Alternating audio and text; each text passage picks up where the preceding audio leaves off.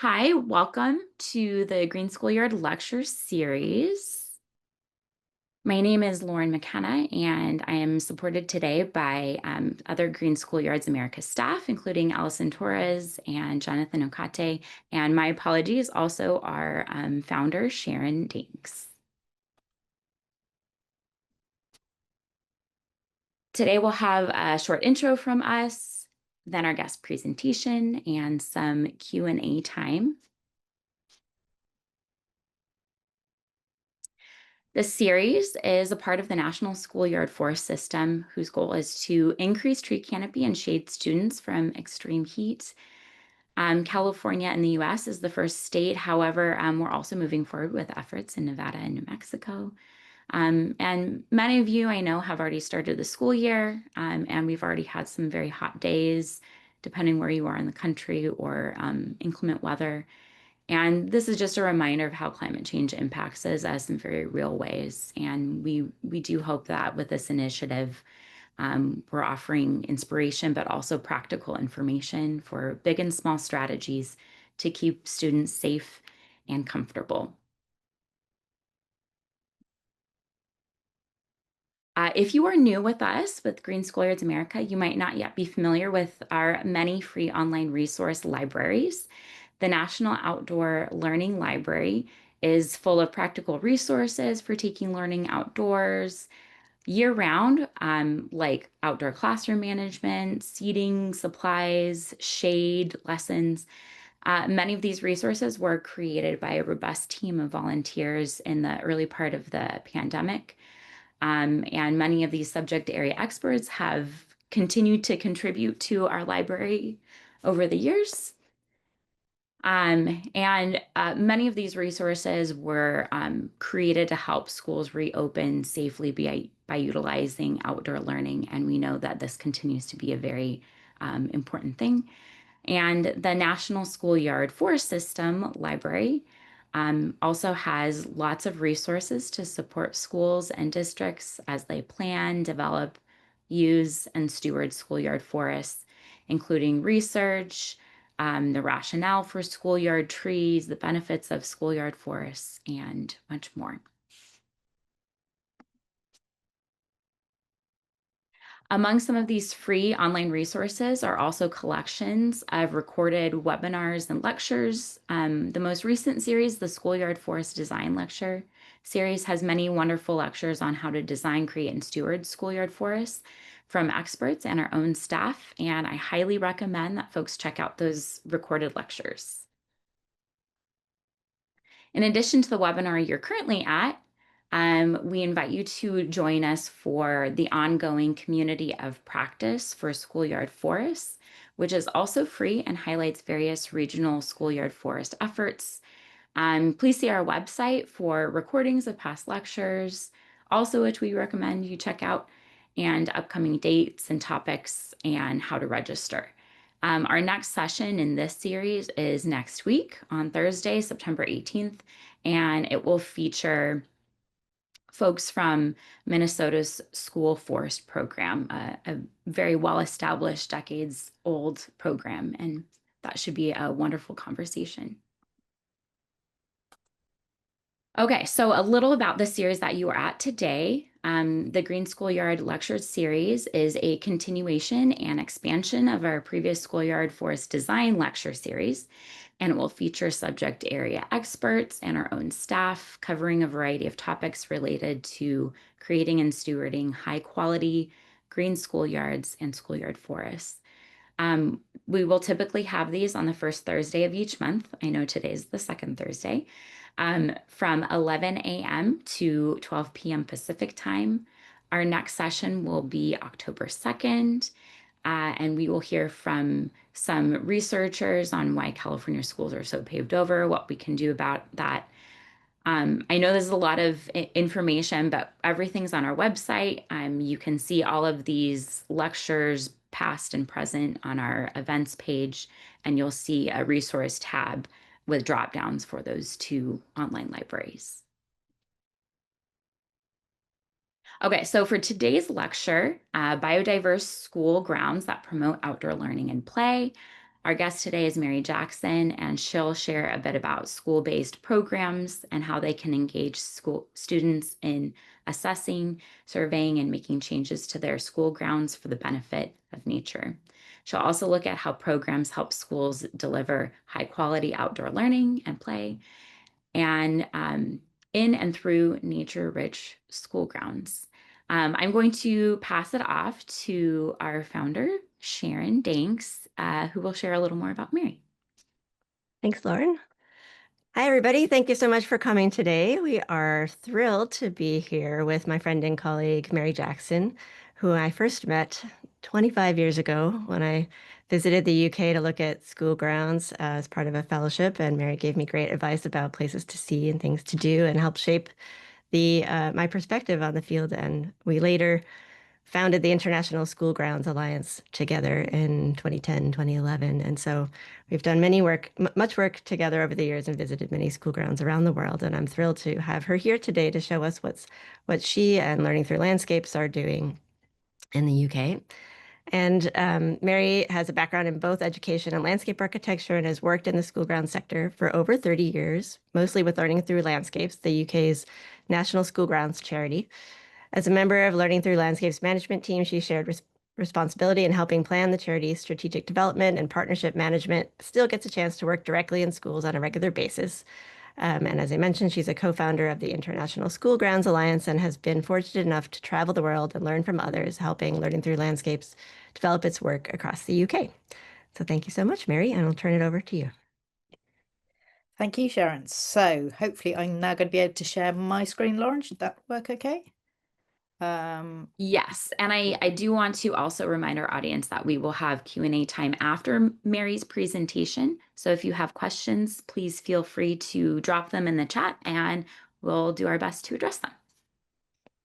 So thank you to Sharon and to Lauren and all of you for inviting me to speak in one of these lectures, because I have been following quite a few of the lectures myself and I have found them fascinating. So I hope I will keep up the standards here and as I share about what we're doing in the UK. Sharon's already introduced me, so I don't have to say much about that. But I will tell you a little bit more about Learning Through Landscapes. So we are the UK School Grounds Outdoor Learning and Play charity. We also work occasionally overseas in Europe and in Eastern Asia as well. We're an educational charity first. We just do everything outside. So that's our real focus. It's focusing on the children and the teachers and the others that work in schools. And we work from right the way through from early years. And for early years, for us, that's kind of the preschool, so up to 5-6-year-old, that kind of age. And then we go right up to top of secondary schools, top of your high schools, so up to 18-19-year-olds. And we work mainly, but not exclusively, with teachers and other support staff within schools, also landscape architects, and those who support schools. So people around the country who we train and who work for other organizations, all sorts of different people who also do similar work. So we work with those as well. And we've always based our work on research wherever we can. It's evidence-based stuff. And we also advise the 4 UK government education departments. So where I say 4, that's because the UK is made up of 4 nations and each of those has their own education department. So that's England, Scotland, Wales and Northern Ireland, and each has a different curriculum. So over the years, well, since about 2013, I think it is, we have been really doing quite a lot of projects focusing around biodiversity in school grounds. And these are just kind of some of them and how we've moved forwards to more and more climate work that we're doing at the moment. And I will talk through and focus in on some of those projects as we go through this presentation. All those programs have some common themes, common elements to them.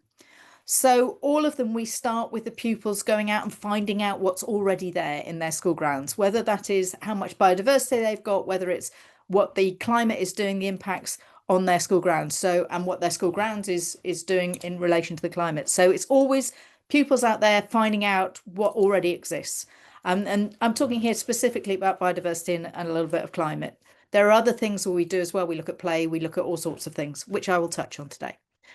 So when they've done that, what they need to then do is kind of learn a little bit more about biodiversity and nature-based solutions. And they'll do that mainly in lessons, but sometimes it's in clubs as well. They might have eco clubs and things like that, so that they know kind of what they're aiming towards.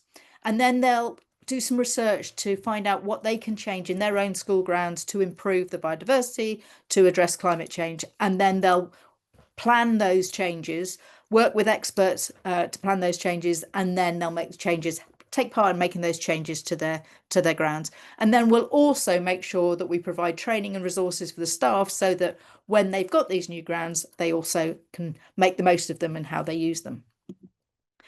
I'm talking really here about relatively small scale projects. So there may be things that schools can make difference to their grounds at no cost at all. Most of the projects we work with tend to be about £500, £800. We're working with some projects now that go up to 10,000, but rarely beyond that. With most of our projects, there are some schools that will do, quite radical change, and obviously there's new build schools as well. But for most of the projects we work with, they're small scale projects with mini budgets, really. And we always try and link to the curriculum, and that's in two ways. That's partly through the process of change, as I've talked about there. We really engage the pupils in making a difference and working out what they need to change to their site and how we can link that to the curriculum. And I'll talk about that quite a lot through this presentation, but also how they then use the space for teaching and learning. So how schools do that. And that can be nature related, and it might be something completely different. So last week I was in a secondary school firing catapults with angry birds and all sorts of things. And then they said, what was great was they then sent me photos this week of that happening in science lessons. So that was really, really exciting. So, but that has nothing specifically to do with nature. It's just about going outside. But obviously what I'm talking about today is much more focused on biodiversity and nature. So these are the ones I'm going to start with looking at. As I say, we started really focusing in on biodiversity back in 2013 with the pollination project. And a lot of what has come on beyond that has come out of that project. So one of the projects that came out of it was a European project across Spain, Malta and Sweden, where we work with partners in different countries, including some of our ISGA colleagues in Lund in Sweden. And that was Natural Nations. And while pollination focused, as the name sounds, on pollinating insects, in Natural Nations, we also looked at birds and what we call mini beasts, which are other invertebrates.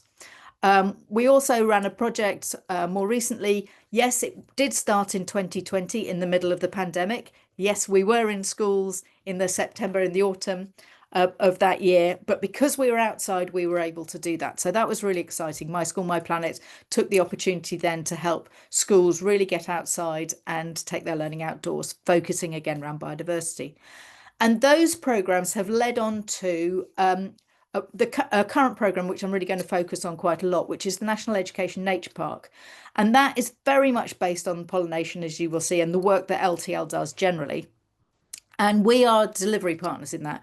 We're a relatively small organisation, and this is a big project funded by the Department for Education in England. So the big partner is the Natural History Museum, who are leading on the project, and I'll talk about that a little bit more as we go through. So this shows kind of two different parallel processes. So we take schools through a process, and the idea is it helps them to do things in a logical way and not miss something out. So we say, where are we now? And in the nature park, the equivalent is getting to know your space, because for us, we are also thinking about feelings and how you use the space and what's in there.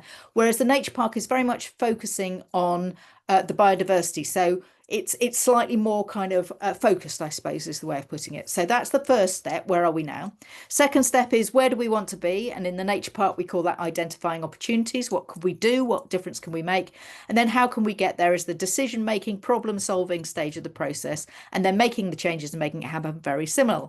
But you will see that we then have in the nature park recording change, and I'll explain a little bit more about how that works as I go through. So what I'm going to do now is kind of take you through a little bit more about nature park and how we use that process through how the nature park works. So this big map with shiny bright bits on it, basically you can see there, that's England. You'll see Wales off to the west, Scotland up to the north, and Northern Ireland just over the water. And so this project focuses on England because it's funded by our Department for Education. As I say, it's managed by the Natural History Museum, but also in partnership with the delivery partners of the Royal Horticultural Society, RHS, and Learning Through Landscapes. And then there are other partners as well. So we've got people on the ground helping schools to make these changes to their grounds, to survey the grounds and make the changes. It has been informed by the pollination project. So the processes that we're using, some of the techniques we're using comes from that. So it's for all schools and early years settings in England, which we think there's about 50,000. We don't really know the total number of all early years settings. And some of them get grants and some of them don't, but the programme is totally free. And we're just completed the second year of a 4-year programme, and more than 1 in 4 schools are signed up. And the first thing they do is map the boundary of their grounds, of their site. And when that happens, that bright green light lights up on the map, and this is on the homepage of the project. And if you zoom in, you can zoom right into each school and see the boundary of their school grounds. And Esri, who I think some of you probably are familiar with over here, they provide the digital mapping platform for schools to do that. So I'm going to take you through that process. On the left, it's the LTL process. On the right, it's the equivalent of the nature park. And what I want you to think about here is just having a look at where the curriculum links are. And this is all about, how do we use biodiversity? How do we use biodiverse school grounds to think about the curriculum? And later we'll talk about play as well. So the first thing, as I say, we have to map the boundary. And that is really what we find is that teachers are doing that. So they start off with that and just getting involved. It's really simple. It takes 10, 15 minutes to do. But then the first thing we do with the children and young people is try and engage them with nature and their grounds. So we don't start by getting them surveying. We start by getting them just enjoying the space, because we know that if they connect with nature, then they'll want to look after it. So it's activities that just engage children with nature are fun, really quick and simple for teachers to do. So that's really the starting point, and it's actually really important. So the next thing then is the mapping. So they go out and they do some habitat mapping, and they look at the different habitats, simple things like they find out where the trees are on their site. They look at where the grass is. They look at where the ground without any plants, the general habitats, ponds and things like that you're likely to see in school grounds. And they map those out, and there are tools that help them do that. And obviously you can see there the kind of curriculum links there are. And I think the math scale drawing is actually really important. And a lot of schools don't think about doing that. They think about the science, they think about the mapping, but they don't necessarily think about the other links to the curriculum. And then they record what they've got now. And that could be doing drawings, illustrations, or it could be using the Esri devices to put it through their computer systems as well. And I'll show you a little bit more what that looks like a little bit later. So the next bit is, where do we want to be? It's finding out what our vision is for the future. In this case, it's really kind of more biodiverse school grounds, so children have more contact with nature every day. That's roughly what the visions within this project are going to be. So in order to do that, pupils need to learn a little bit more about biodiversity. So that does tend to focus around science. But there are other links too. So when you're creating your vision statement, it's citizenship, it's considering the needs of others, it's debating, it's language and literacy to write your statement. And then it's discovering what is possible, again, through science. So when you know where you're aiming for, then it's, as I say before, it's the problem solving stage. How can we get there? It's making the decisions. And a lot of that is debating the options, analysing the data that you've gathered, how much area have we got of different habitats, that kind of thing. It might be creating plans for your site. It might be making models, scale drawings, working out how much it's going to cost, business studies, budgeting and all that kind of thing. And also working together and engaging everyone on the project and planning what you're going to do before you then make the changes. And again, lots there. It could be measuring out the space. It can be planting. It can be creating man-made habitats, things like bird boxes, hedgehog boxes, bat boxes, all those kind of things, bug hotels. And it could be talking about blogging about what you're doing, interpreting what you're doing in illustration and literacy. So the extra step that we have in the nature park is recording the change. Now, I know this isn't a beautiful picture, and I kind of screenshot it, but what it shows you is basically what schools do. So they mark that, you can probably just see a green line, that's the boundary they mark. And then they'll mark different areas with different habitats. And so they use the Esri system to be able to pinpoint areas. They mark out areas of different habitats, but they can also individually mark where specific trees are as well. So that's how they record that, and all that is on a system, and schools can see what each other have done. They can see what they've changed, and over the time of the project they will change those habitats, and that all gets recorded so that we can see overall across the UK, sorry, across England in this case, I'm so used to not saying England, across England, that it's we'll be able to see how much biodiversity has increased across the educational estate.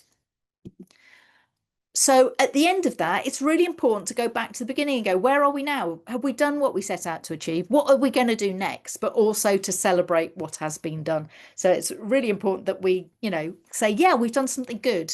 This is what we've achieved. So always celebrate what you've done.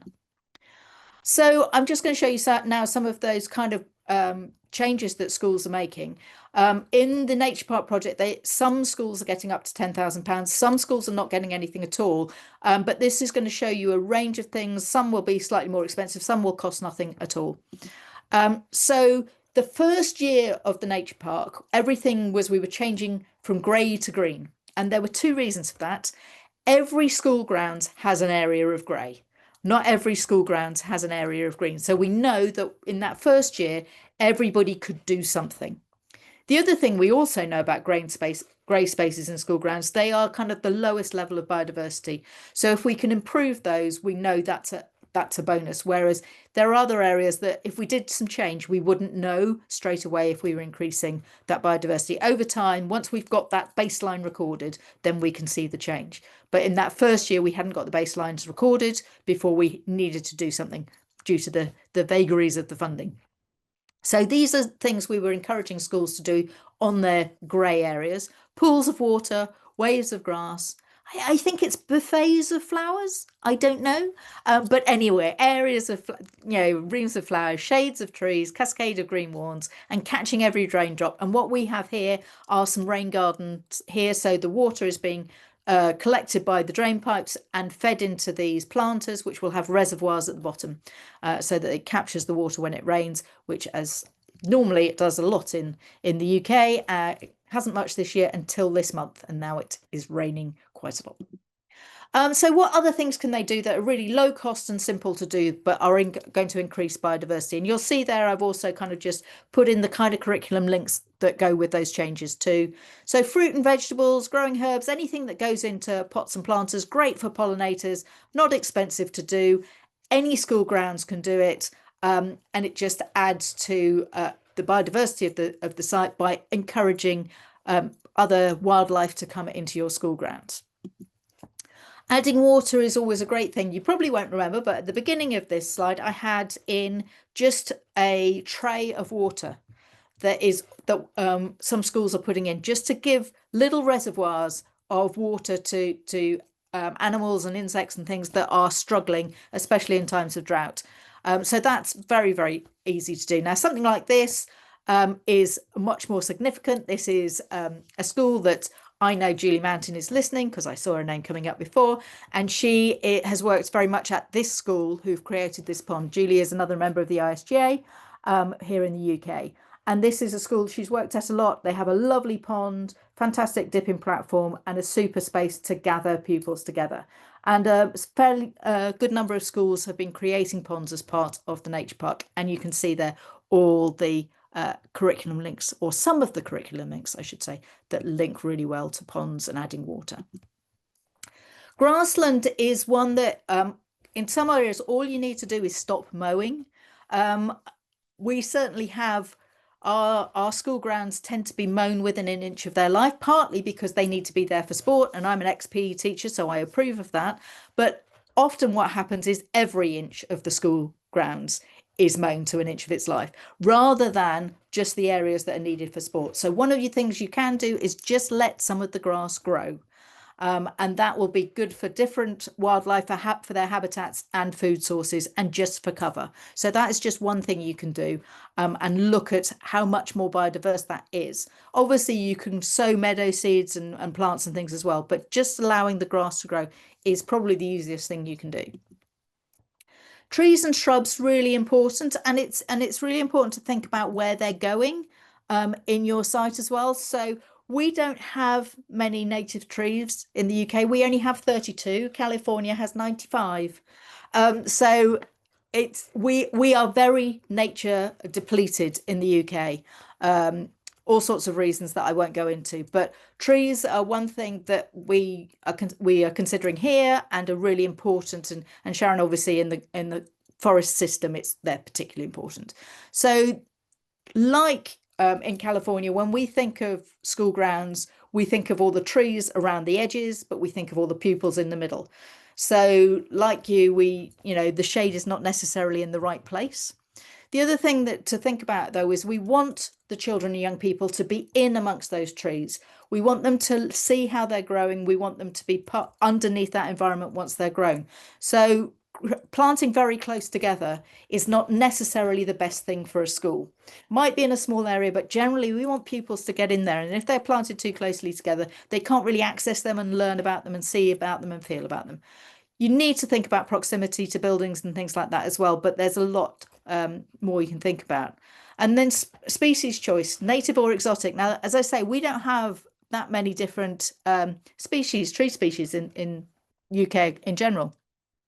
So maybe that's why we're more ready to plant exotic species as well. Speaking to colleague in Portugal, they are not allowed to plant exotics, but we do. The most important thing for us is, can they cope with the current weather? Can they cope with the future changes that we're expecting? So lots of things and reasons to think about the species choice there. And there are other things that you can do within the woodland space. I'm going to show some orchards, I think, later, but creating shaded spaces for seating, for taking a class out, really lovely. And obviously you get the most shade in the summer when you need it, and the least shade in the winter if you're planting deciduous. So here we go. Here's an orchard in a school. An orchard is 5 fruit trees. So ours tends to be apples and pears that most schools do, but sometimes cherry as well. Cherry are popular. There will be other fruit as well, but often those are the main ones. And so many things that are valuable with that. There's the health and well-being, cooking, nutrition, but learning new skills. We did a project where we taught pupils how to graft apple trees on different rootstocks, so you get different forms of the plants and things like that, and why you do that. So loads there. Often they have meadows underneath, just lovely places to go and sit in the shade for storytelling, poetry, and all that kind of thing as well. Growing crops, I think everywhere I go to all over the world, everybody is growing crops. I'm not going to go into it in much depth, therefore, but just to say it's another way of increasing biodiversity in your school grounds.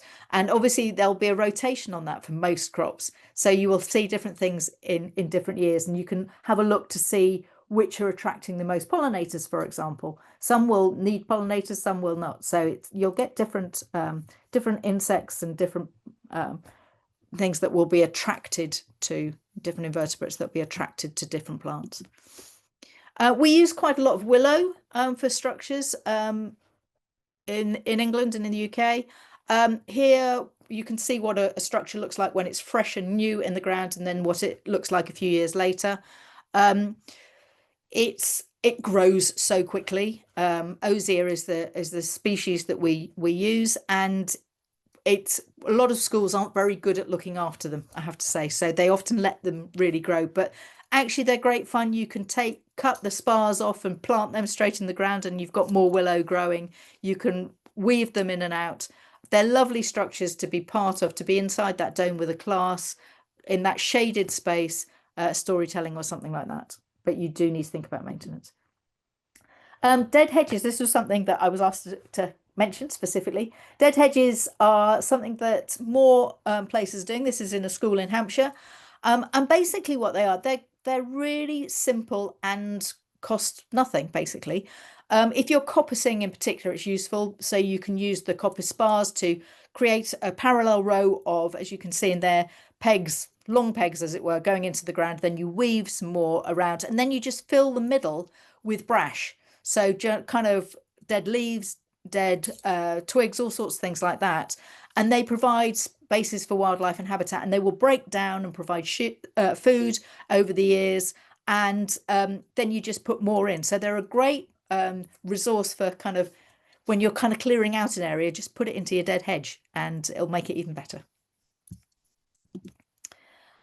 It's really important to actually think about leaving some bare ground and retaining those areas of bare earth for things like solitary bees, but also basking spots for slow worms and other lizards. We only have a couple of snakes in the UK, none in Ireland. St. Patrick got rid of them all. But we have two. One is venomous and one isn't. So, and we rarely see them. They're much more frightened of us than anything else. So we're incredibly lucky in that sense. But we do have slow worms and other lizards that like those basking spots. And then there's man-made habitats as well that don't have to be expensive. I've talked about bug hotels, bird boxes, bad boxes, hedgehog boxes. But just on the left, you will see that's just corrugated iron on the ground, and you will get kind of mini beasts and all sorts living under that. And then on the right is a home for stag beetles. And so we've looked there about how we increase biodiversity and link to the curriculum. Now we're looking at a new project that was launched just this week. We're in partnership with WWF, Worldwide Fund for Nature, have to get it right. And it's called Happy by Nature. And it's all about connecting children with nature through play. So we're creating spaces with rich through play and encouraging nature-based play in schools. So here again, using biodiversity to support children and to increase their play and experience and time in nature. So that can be as simple as creating wonderful places for them to spend time in, more wildflowers, meadows, other plants around. So it's just thinking about enhancing biodiversity and that become play spaces as well. Just spaces for children to spend their time in. It can be gathering spaces. These are really important spaces surrounded by nature where children can meet with their friends and just have a lovely time, but just feel that nature surrounding them. It might be, if you've got an area of woodland, what can you do with it? What types of play can you increase? So on the left-hand side, we've got a mud kitchen, really popular in schools over here. I don't know if they are with you. On the right-hand side, we've got more of an adventure trail, but using an existing environment to create different sorts of play. And part of that play might be changing the form of the space. Here, we've got planting of two kind of small copse areas, and they're also this mound. And it means that it's defining the space in a different way and making it more playful, running up the hills, running through the trees, running around the trees, and it creates more different spaces to play in. And this is a school just down the road from me, where they had an area of woodlands that was planted maybe 20 years ago, and they really wanted the children to go through it. So one year they cut a pathway through it, and they've never had to cut it through again because the children use it all the time, and therefore that pathway is kept open by that continual use.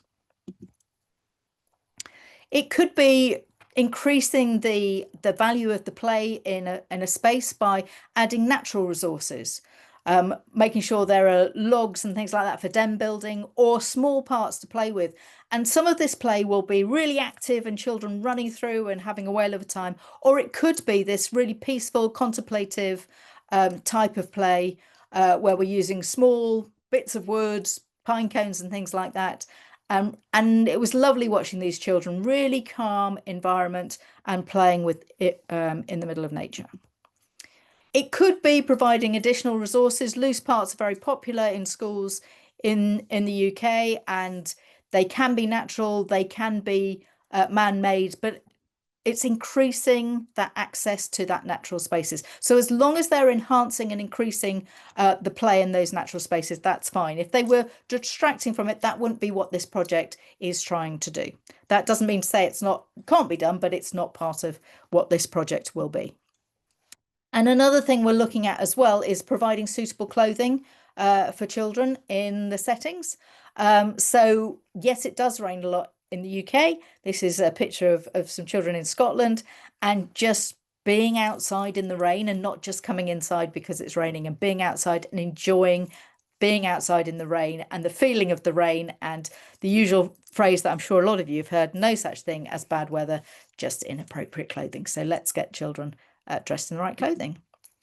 So nature-based play itself is really important. It's how children make friends, play in general, and being outside and being in nature just really enhances that. They negotiate, learn to negotiate, learn to develop new skills. That's how children engage more with nature through play, is really, really useful and really important. As I said, that's the basis for everything. We all know how important nature is for our own mental health. So that time for children to spend time in nature is good for their health too, and good for the teachers, it has to be said.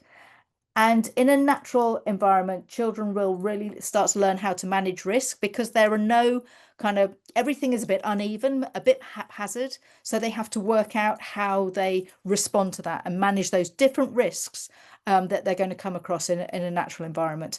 And I've talked about problem solving along the way, and that is a really another important thing. If you're den building, how do you make sure something's not going to fall down? How do you make it secure? How do you make it big enough for 3 of us to sit inside it? All those kinds of decision making. So you may say, well, do these projects actually make a difference? Well, I'm just going to show you a little bit about the evaluation project for pollination. And this is where we gave schools no more than £800 to make changes. And I'm really pleased to say it did make a difference. I wouldn't be showing you otherwise, would I really? But anyway, it did. Basically, what the science found out, the pupils did all the kind of surveys and things, and what they found from the information from the surveys that the pupils did, that there was an increased area of feeding habitat that was significant, and that led to a significantly more pollinators found in those improvements. So it really did make a difference to how many pollinating insects were in those school grounds. But it also had an impact on people. I was looking as well how many bees you've got native to the US. In the UK, we've got 250, and we think that's a lot. In the US, I think about 4,000. My Google search showed me. So there are an awful lot of bees, native bees, different species, in both, throughout the world. And people tend to think, oh, bees do all the pollinating. And what was great about this project was that the children learned that no, butterflies, moths, flies, these are all pollinators too, and these are really important. It obviously increased skills for staff as well as pupils, as they developed what they were teaching outside and what they were doing outside. And then they also changed their behaviour.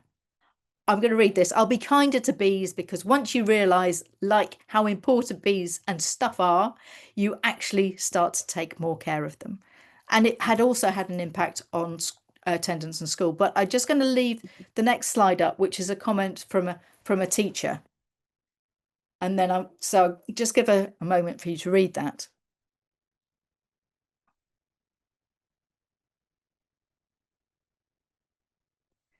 And for me, the most important bit of this is the understanding that the children realise that they can make a difference, and that small changes make a difference. And that is what we're doing. It's really important.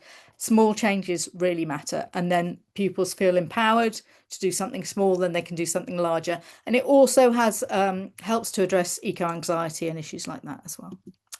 So I'm just going to quickly run through a few things that we've been doing around climate, but focusing on nature-based solutions. So it all links in with the biodiversity thoughts. And schools in England, I'm speaking mainly about England here, they all have to write climate action plans. And what we're trying to show is that biodiversity isn't the only area of their climate action plans that can focus on the outdoors. It can help with decarbonisation, adaptation, resilience, and climate education. So that's what we're really looking at. And we work with Architecture and Design Scotland to look at an audit, climate audit for school grounds, which we keep developing and keep changing and keep adding to lesson ideas, and also looking at different areas where schools can make a difference. And that has led on to a project called Climate School 180, where we're going into schools and helping them learn outside about climate change and also learn how they can change their grounds, whether it is adding more shade, whether it's looking at flooding, but first-hand experiences of nature-based solutions, so they learn how to make them, and that's some teachers doing the training. So what we do is we help schools embed climate change across the curriculum. It's just as important to have poets and storytellers as it is the scientists and geographers who understand climate. It's no good if you've got pupils who can't stand science and therefore don't learn anything about climate change. So it's really important that it's embedded right across the school. We encourage schools to use their grounds as a place for learning, as I've shown. We do this audit with them, and then the teachers also do some inline training, and we do in-person training, and we get them to think about how they can use nature-based solutions in their grounds.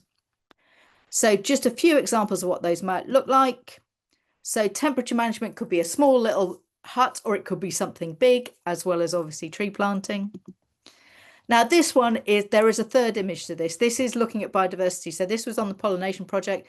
Those pupils went out and were counting all the bees that were flying around the clover. Next minute, somebody is mowing them all down. So when they went out again, there was nothing. So simple things like, how do you change the mowing regime to make a difference? Carbon management, we get a lot of solar panels and heat pumps and things like that, and they think about buildings. Schools think about buildings, and they don't think about the carbon management that can be assisted through what they plant and how they manage, and how the quality of the soil is so important when we talk about climate change, and that sometimes gets missed out, I think. Air quality, the school on the left was a school that used to have lots of trees and bushes on the other side of that fence, and then they took them all down, and now they've got cars running past, and that is now not a healthy environment. So we're helping schools to address that through how they're doing planting and water management in different ways as well, whether collecting it off a roof or looking at sustainable drainage systems. And finally, just a few examples of learning and play in school grounds. And I've just put down at the bottom some of the kind of curriculum links. I'll pick out the middle one, and that is just getting children to hold leaves and think of all the adjectives that they can think of when they've got a leaf in their hand. I tested this with a group of teachers. I had one group just writing down adjectives about leaves, the other group holding leaves and writing adjectives, and that group, their list was about 3 times as long as the group that were just in the classroom thinking about a leaf. The middle one here I'll talk about as well. They're digging a hole because they're about to create a storytelling throne in their school grounds, and that's the way they will secure it. Here, the importance of play, loose parts that I've already spoken about quite a lot.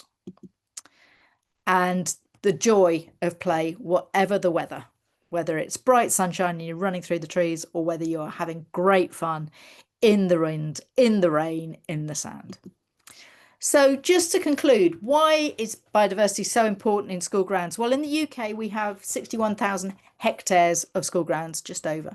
That's a lot of area. I know it's nothing compared with you in the States, but in UK, that's quite a lot of area. And it's as big as one of our national parks. So for us, that's quite big. And the Cool Schools Europe was a project in that they were looking at shaded spaces and cool spaces in school grounds, and French research was looking at biodiversity, and they found that school grounds can be as biodiverse as city parks. They're linking spaces for wildlife, but most importantly, maybe they have an impact on children and young people, are at the heart of communities, and can help with climate change. So I'm leaving you there with the Learning Through Landscapes website address, and as a QR code that goes to it as well. And I'm happy if there are some questions, and I'm going to stop sharing in a minute. So if you want that, you need to get it now. Thank you so much, Mary. That was wonderful.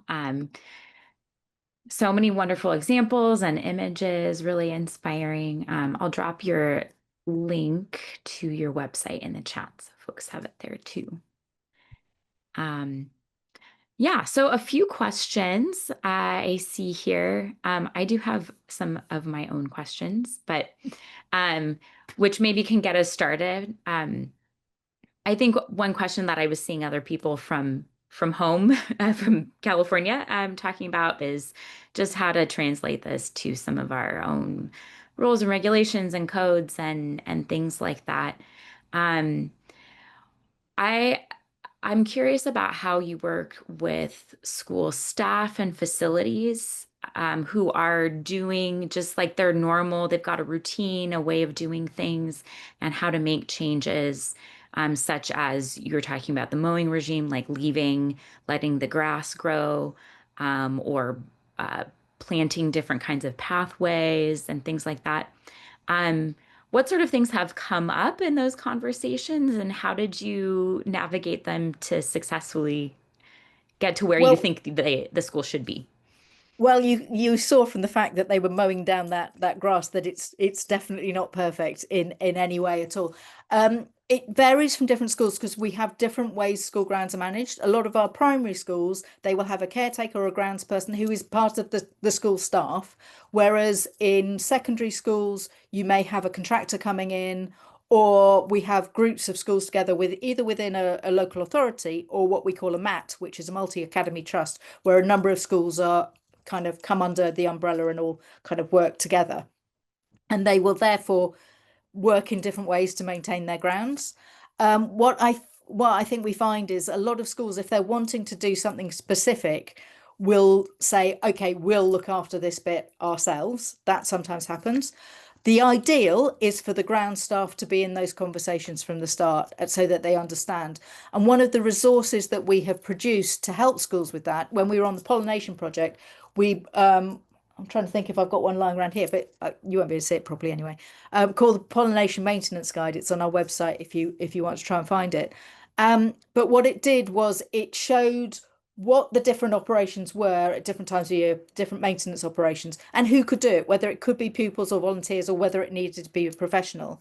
But it also said why it needed to be done so that the everybody understood what they were both aiming for. Who the contractors knew what the school wanted, and the school understood why the contractors were doing things. And that's the most important thing, having those conversations between the school and whoever's doing the maintenance, so that you're understanding, because that's what doesn't happen. Somebody will come in and the school will plant a whole load of trees, and the next thing you know, they have all been mown down because nobody told the person, and they've always mown that bit.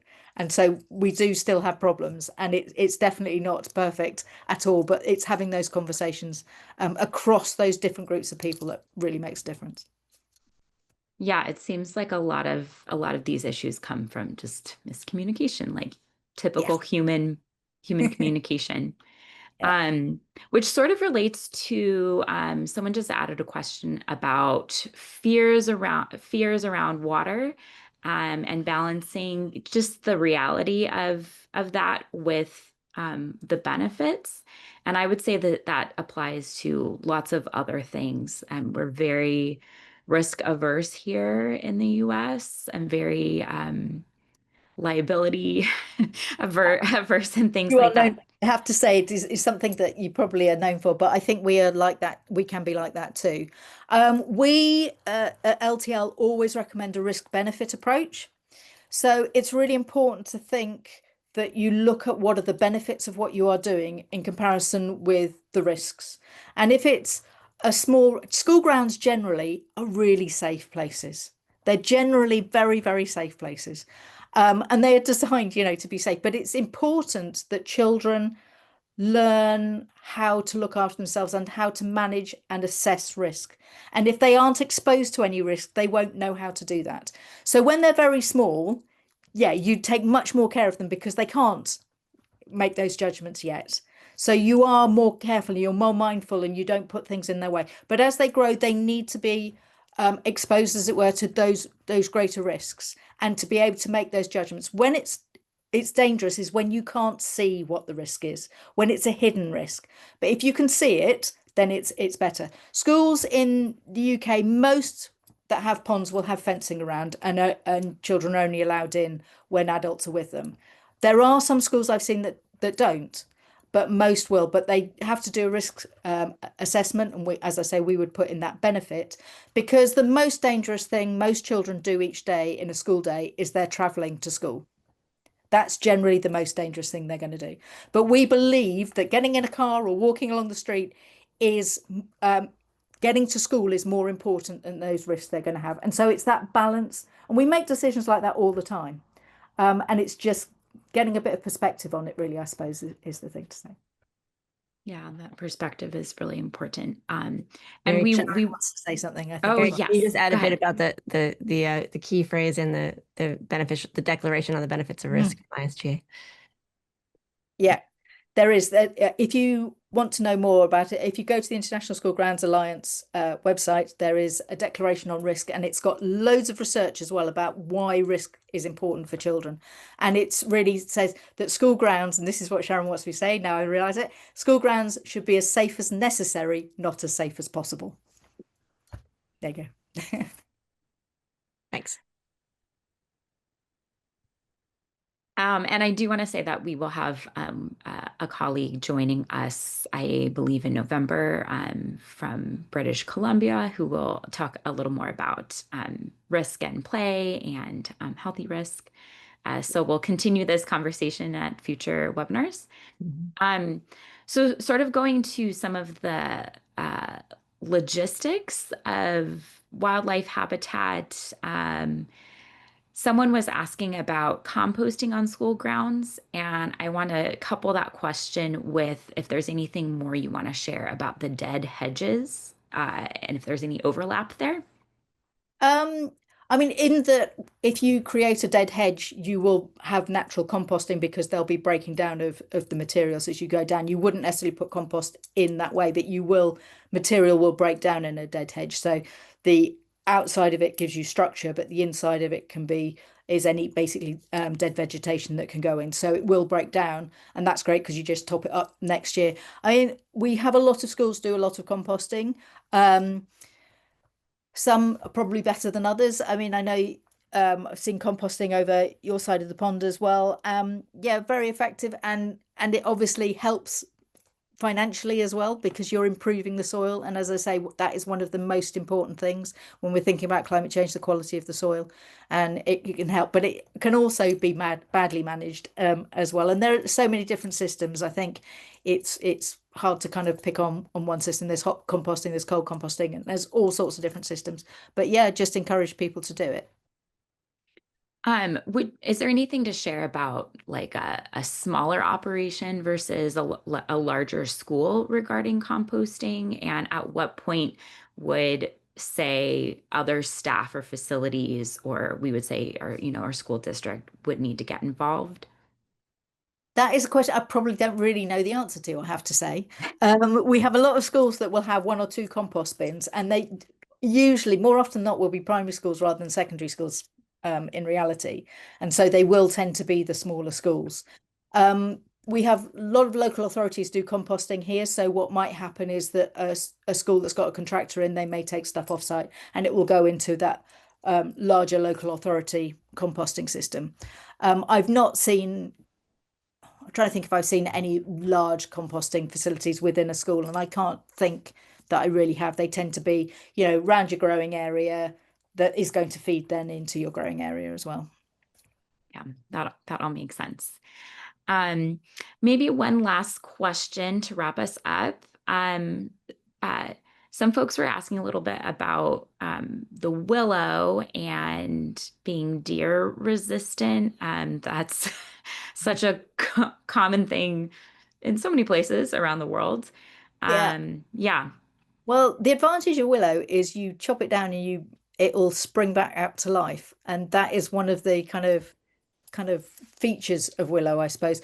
Yeah, we do have deer that will come in and nibble things in school grounds. It's for some schools it's not a problem obviously at all. In other schools it is. In the UK I've not seen it as a major problem for willow, certainly. I don't know if Jules has or anybody else has, but I've not seen that.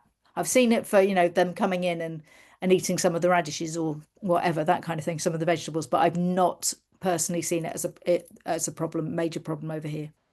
But Sharon's got her hand up, so she may have. Go ahead, Sharon. I had a separate question.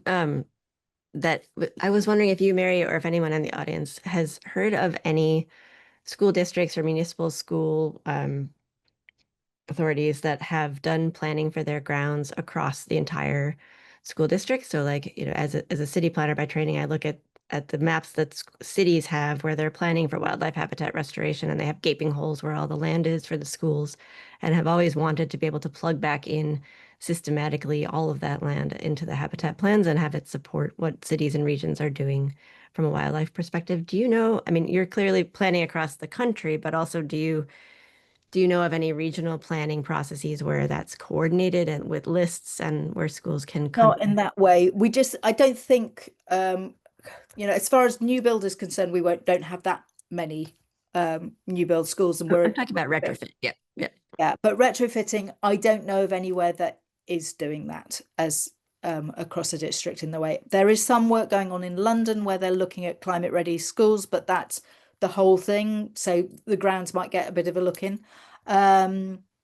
So no, I don't know of anywhere that's doing it in that kind of strategic level. Thank you. Okay. I do see one last question, and then I think it will be time for us to wrap up. And if you can't answer this, Mary, maybe we can email this person later about think 4-year-olds doing habitat mapping and any suggestions. Yes. Well, what I would say is look on the Education Nature Park website and it's called educationnaturepark.org.uk. Because we have created a lot of resources specifically for early years. We're the early years lead on the project, so there are resources in there that are all about habitat mapping and things like that, and things like seeing how many leaves there are in the school, how many different types, and realizing there's loads of different things with different shaped leaves, and therefore seeing how much diversity is. We are tending to not do the same sort of habitat mapping with those early years. They are looking at the kind of things they've got in their grounds, but not to the same level, because otherwise all it is the practitioner doing everything, and they're already loaded with so many things to do. So we have activities that are about looking at different habitats, but not the same level of mapping, I would say. But there's resources on that website, if that's useful, which I can put the address in the chat. Wonderful. Thank you so much.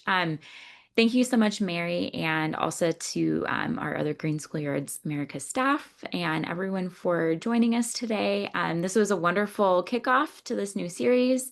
Thank you, Mary, and thank you all. Thank you.